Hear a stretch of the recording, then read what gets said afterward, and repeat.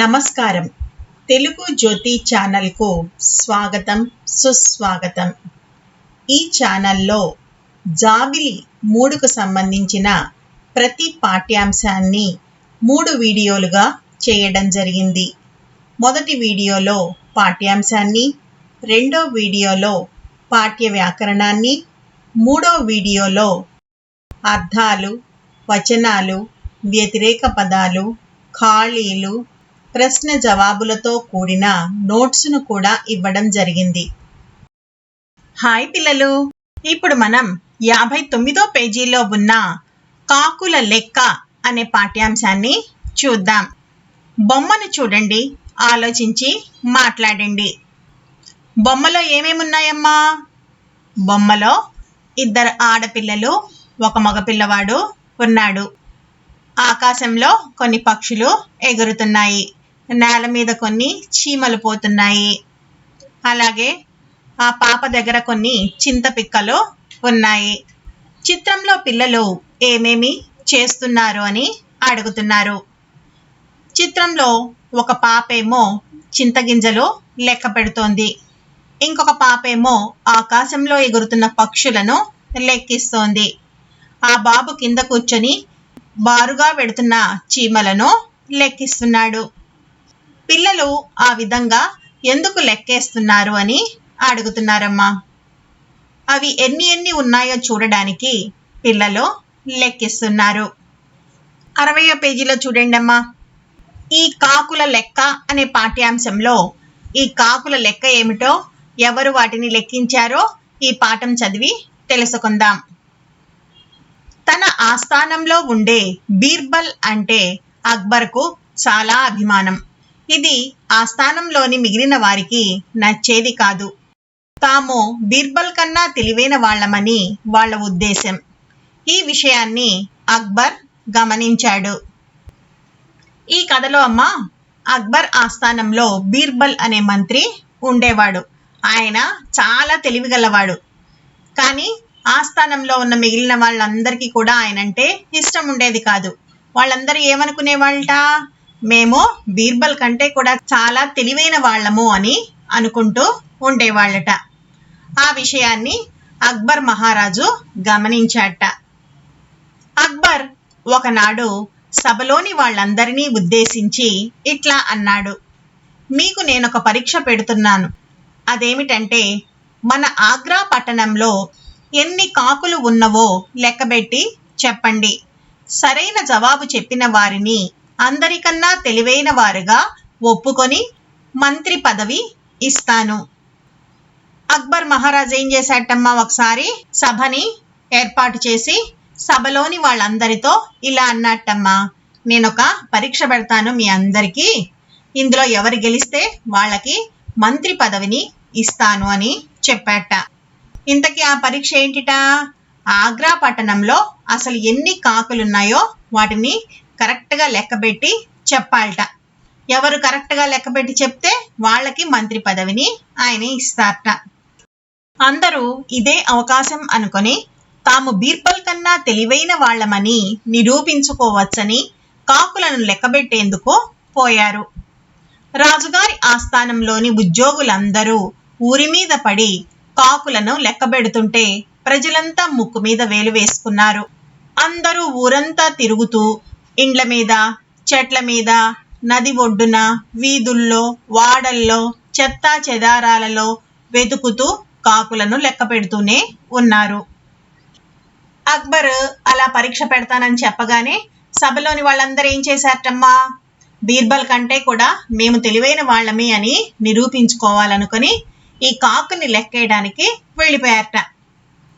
వాళ్ళు ఊళ్ళో ఎక్కడెక్కడ కాకులు ఉన్నాయో చూసి వాటన్నిటినీ కూడా లెక్క పెడుతూ ఉంటే ప్రజలందరూ కూడా ముక్కున వేలేసుకోవటం అంటే ఆశ్చర్యపోయి చూస్తున్నారట. ఏంటి, రాజాస్థానంలో ఉద్యోగులందరూ ఇలా ఊరి మీద పడి కాకుల్ని లెక్కేస్తున్నారు అని వాళ్ళు ఆశ్చర్యంగా చూస్తున్నారట. ఆస్థానంలోని ఉద్యోగులందరూ ఏం చేశారట? ఇండ్ల మీద, చెట్ల మీద, నది ఒడ్డున, వీధుల్లో, వాడల్లో, చెత్తా చెదారంలో ఉన్నటువంటి కాకులన్నిటినీ వెతుకుతూ లెక్క పెడుతూ ఉన్నారట. అందరిలో ఒకటే భయం, ఎవరు తమకన్నా ముందు పోయి రాజుగారికి లెక్క చెబుతారో, తాము లెక్క పెడుతున్న లెక్క సరైనది అవునో కాదో భయపడుకుంటూనే కాకులను లెక్కబెట్టసాగారు. కానీ బీర్బల్ అయితే ఏమీ లెక్క పెట్టకుండా హాయిగా ఇంట్లో విశ్రాంతి తీసుకోసాగాడు. ఆ రాజాస్థానంలో ఉద్యోగులందరూ కూడా ఏమనుకున్నారట, ఎవరన్నా ముందెళ్ళి రాజుగారికి చెప్పేస్తారేమో కాకుల లెక్క అని భయపడుతున్నారట. ఇంకా ఏం భయపడుతున్నారట, వాళ్ళు లెక్క పెట్టింది సరైందో కాదో అని భయపడుకునే వాటిని లెక్కేస్తూనే ఉన్నారట. కానీ బీర్బల్ ఏం చేస్తున్నట్టమ్మా, హాయిగా ఇంట్లో పడుకొని విశ్రాంతి తీసుకుంటున్నట్ట. రాజు చెప్పిన రోజు రానే వచ్చింది. అందరూ రాజుగారి సభలో కూర్చున్నారు. ఆగ్రా పట్టణంలో ఎన్ని కాకులున్నవో లెక్క పెట్టారా అని అక్బర్ అడిగాడు. ఇంకా లేదు ప్రభు, మాకు ఇంకొంత సమయం కావాలి అన్నారందరూ, బీర్బల్ తప్ప.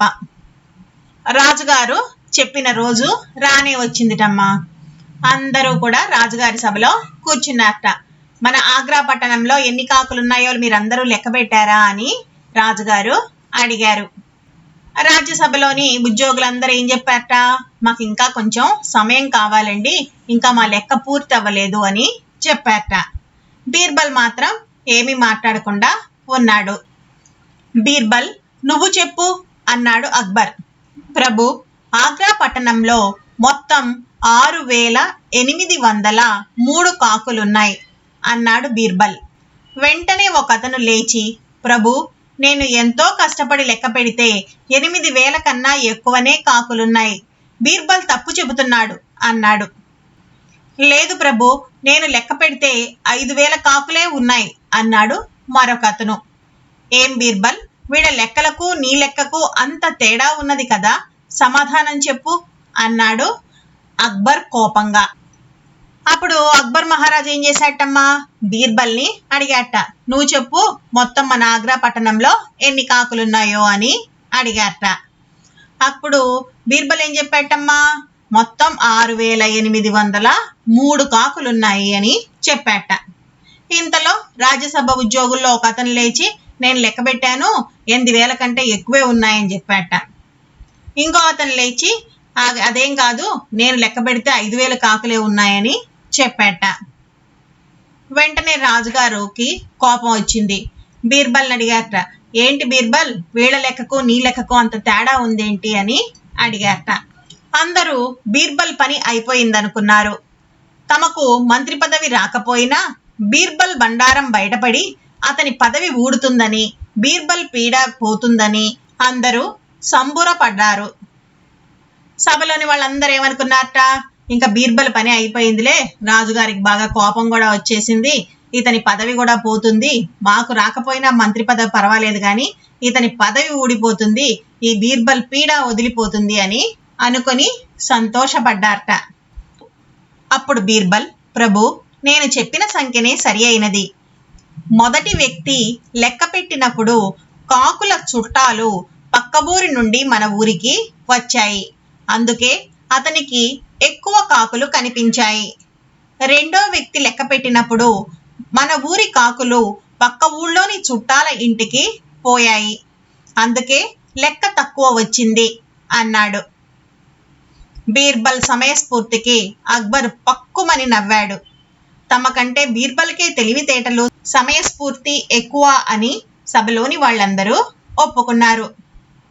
అప్పుడు బీర్బల్ ఏం చెప్పాటమ్మా, నేను చెప్పిన సంఖ్యే సరైందండి, ఎందుకంటే మొదటి వ్యక్తి లెక్క పెట్టినప్పుడు 8,000 కాకులు వచ్చాయని చెప్పాడు కదా అతను, అంటే పక్క ఊరి నుంచి వాళ్ళ చుట్టాలు ఇక్కడికి వచ్చినాయి, ఆ కాకి చుట్టాలు, అందుకని 8,000 దాకా ఉన్నాయి. అదే రెండో వ్యక్తి లెక్క పెట్టినప్పుడు ఏమైందిట, మన ఊళ్ళోని కాకులు కూడా ఆ పక్క ఊరికి వాళ్ళ చుట్టాలని చూడటానికి వెళ్ళినాయిట, అందుకని అతనికి 5,000 వచ్చింది అని చెప్పాట. కాబట్టి అసలు కరెక్ట్ అయిన సంఖ్య ఏదయ్యా అంటే నేను చెప్పింది అని చెప్పాట. బీర్బల్ యొక్క తెలివితేటలకి అక్బర్కి పక్కుమని నవ్వొచ్చిందిట. మిగతా సభలోని వారందరూ కూడా అతని తెలివితేటలకి సమయస్ఫూర్తి అంటే ఏంటమ్మా, సమయానికి తగినట్లుగా మాట్లాడడం మాట, అతను తమ కంటే బాగా తెలివైన వాడు అని ఒప్పుకున్నారట. చూసారా పిల్లలు, ఈ కథ ఎంత బాగుందో. దీన్ని మరొకసారి చదవండి. తరువాత వీడియోలో ఈ పాఠ్యాంశానికి సంబంధించిన వ్యాకరణాన్ని చూద్దాం. ఈ వీడియో మీకు నచ్చినట్టయితే లైక్, షేర్ మరియు సబ్స్క్రైబ్ చేయండి. కొత్త వీడియో నోటిఫికేషన్ కొరకు బెల్ ఐకాన్ను ట్యాప్ చేయండి.